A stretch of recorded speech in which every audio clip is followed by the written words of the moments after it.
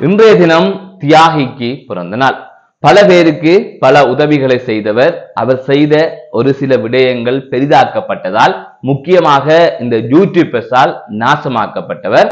அதனை தாண்டி அவர் பல கேலிகளுக்குள்ளானார். ஆனால் அதனால் பாதிப்படைந்தது என்னவோ ஏழை மக்கள் தான். இது தொடர்பாகத்தான் விரிவாக பார்க்க இருக்கின்றோம். இந்த காணொளியை பார்க்கின்ற போது அவருக்கு பிறந்த நாள், அதற்காக ஏதோ ஒரு விடயத்தை போட வேண்டும் என்பதற்காக போடவும் இல்லை. அவரை தனிப்பட்ட ரீதியில் எனக்கு தெரியாது. ஆனால் சில விடயங்களை கொஞ்சம் ஆழமாக சிந்திக்க வேண்டிய தேவை எங்களுக்கு இருக்கின்றது.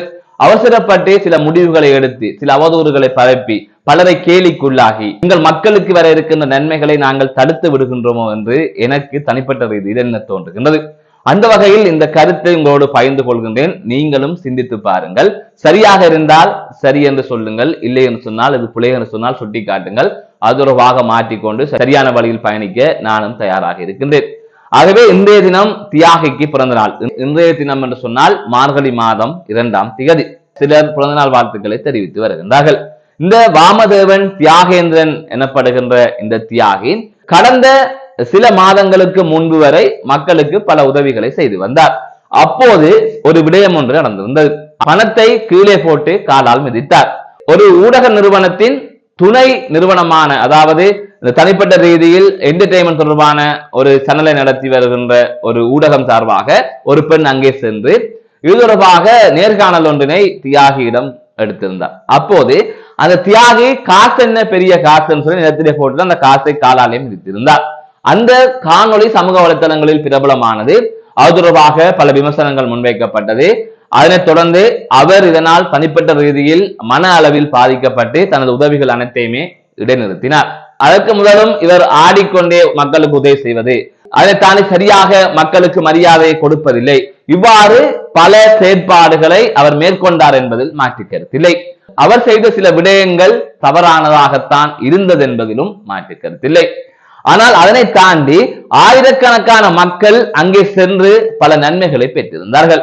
அதே போல கடந்த சில தினங்களுக்கு முன்னர் யாழ்ப்பாணத்திலே வெள்ள பாதிப்பு ஏற்பட்டிருந்தது. இந்த பிரச்சனைகள் எல்லாம் இல்லாமல் தியாகி பழைய மாதிரியே இருந்திருந்தால் இன்று அந்த மக்களுக்காக பல கோடி ரூபாய் பெறுமதியான உதவிகள் போயிருக்கும். ஆனால் அது தற்பொழுது இல்லை. அவர் இதிலிருந்து ஒதுங்கிவிட்டு என்னால் தானே சர்ச்சை, என்னால் தானே பிரச்சனை என்று அவர் அவரது வேலையை பார்க்கின்றார். இதிலே நான் சொல்ல வருகின்ற விடயம் என்னவென்று சொன்னால், அவர் செய்த அனைத்துமே சரி, நாங்கள் செய்தது அனைத்துமே புலை, அப்படியெல்லாம் சொல்ல வரவில்லை. அவர் சில புலைகளை செய்கின்றார். அந்த புலைகளுக்கு பின்னால் சில காரணங்கள் இருக்கின்றது. அந்த காரணங்களில் நாங்களும் பங்குதாரர்களாக இருக்கின்றோம். அதாவது நாங்கள் என்பது இந்த தமிழ் சமூகத்தை சொல்லுகின்றேன். அதிலே முக்கியமாக யூடியூபர்ஸை சொல்லுகின்றேன். ஒரு மனிதன் ஒரு உதவியை செய்து கொண்டிருக்கின்ற போது, அல்லது ஒரு வேலையை செய்து கொண்டிருக்கின்ற போது தங்களது வியூவர்ஸுக்காக அங்கே சென்று அந்த மனிதனை ஏதாவது கதை என்று சொல்லி அந்த மனிதன் விளம்பரத்துக்கு பைத்தியமாகி ஏதாவது கதைக்க வேண்டும், தான் ரெண்டிங்கில் இருக்க வேண்டும் என்பதற்காக ஏதாவது கதைத்து சர்ச்சைகளில் மாட்டிக்கொண்டு விட்டார். யூடியூபரால் அழிக்கப்பட்ட ஒருவராக, சில ஊடகங்களால் அழிக்கப்பட்ட ஒருவராகவே தியாகியை நான் பார்க்கின்றேன்.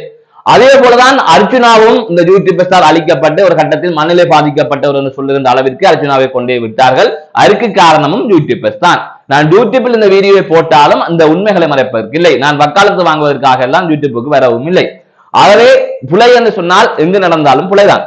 எனவே இப்படி ஒரு விடயம் நடந்து கொண்டிருக்கின்ற போது இந்த மக்கள் என்ன செய்திருக்கணும், முக்கியமாக சமூக வலைத்தளங்களில் இருப்பவர்கள் என்ன செய்ய வேண்டும் என்று சொன்னால், அவர்களுக்கு ஒரு பொது புத்தி இருக்கு. யாரையாவது கேவலப்படுத்துவது, அதை தாண்டி தமிழ் சமூகம் மீது ஒரு பற்றுள்ளவர்கள், எப்படியாப்பட்டவர்களிடமிருந்தும் தமிழ் சமூகத்துக்கு ஏதாவது நன்மையை பெற்றுக் கொடுக்க வேண்டும் என்று நினைக்கின்றவர்கள் என்ன செய்வார்கள் என்று சொன்னால், எனது பார்வையில் அவர் செய்த தவறுகளை கேலிக்குள்ளாக்காமல் அதை சுட்டி காட்டி அவர் விடுகின்ற தவறுகளை அவரே உணர்கின்ற வகையில் செய்து அந்த சேவையை பாதிப்படையாமல் இன்னுமே ஆரோக்கியமானதாக முன்னெடுத்து செல்லக்கூடிய வகையில் அந்த நிலையை நாங்கள் உருவாக்கி இருக்க வேண்டும். அப்படி உருவாக்குகின்ற பட்சத்தில் பல மக்கள் இன்றும் நன்மை அடைந்திருப்பார்கள். ஆனால் இங்கே இருக்கின்ற யூடியூபர்ஸும் சில சமூக வலைத்தளத்தில் இயங்குபவர்களும் அவரை இன்று இல்லாமலே ஆக்கிவிட்டார்கள். இதனால் அவருக்கு பாதிப்பு இல்லை, மக்களுக்கு தான் பாதிப்பு. எனவே ஒரு உதாரணம், இவ்வளவு நல்ல செய்தாலும் ஒரு தவறு விடுகின்ற போது அவரை ஒட்டுமொத்தமாக அடித்து அவரை இந்த இடத்திலிருந்தே ஓரம் கட்டி விடுவது எங்களது பழக்கமாக இருக்கின்றது.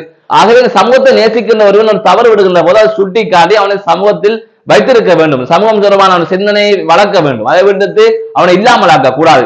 இங்க இருக்கின்றவர்கள் என்ன செய்கின்றார்கள் சொன்னால், பலர் ஊர் பணத்தை எல்லாம் எடுத்து வைத்து தாங்கள் வைத்துக் கொண்டு கோடீஸ்வரராக வாழுகின்ற போது ஒருவர் ஊருக்கு கொடுக்கின்றார்கள் என்ற போது அதை எப்படியாவது நிப்பாட்ட வேண்டும் என்று இன்னொரு தொழிலதிபர்களுக்கு ஆதரவாக இருப்பவர்கள் முயற்சி செய்துதான் அவரை முடக்கினார்கள். இதுதான் உண்மை. ஆகவே இது தொடர்பாக இந்த தமிழ் சமூகம் சிந்திக்க வேண்டும் என்பதுதான் எனது கருத்தாக இருக்கின்றது. அதை தாண்டி இன்னொரு விடயத்தையும் சொல்ல வேண்டும். வெளிநாடுகளில் காசை வாங்கி இங்கு பல வேலைகளை யூடியூபர் செய்கிறார்கள், பல உதவிகளை செய்கின்றார்கள். அவர்கள் தொடர்பாக எல்லாம் எந்த கருத்தும் சொல்லவில்லை. ஆனால் சொந்த காசில் செய்பவர்களை இப்படி சுட்டிக்காட்டி செய்கின்றார்கள். ஒரு மனிதன் அப்பாவியாக இருக்கின்ற போது இவர்களை எல்லாம் அப்படி பயன்படுத்துகின்றார்களோ என்கின்ற கேள்வியும் இருக்கின்றது. எனவே இது தொடர்பாக நீங்கள் சிந்தியுங்கள். நான் சொல்வது சரியா இல்லையா என்பதையும் உங்கள் கருத்துக்களை நீங்கள் பதிவு செய்யுங்கள். மீண்டும் ஒரு காணொளியில் நான் சந்திக்கின்றேன். நான் நடராசா ஜெயகாந்தன்.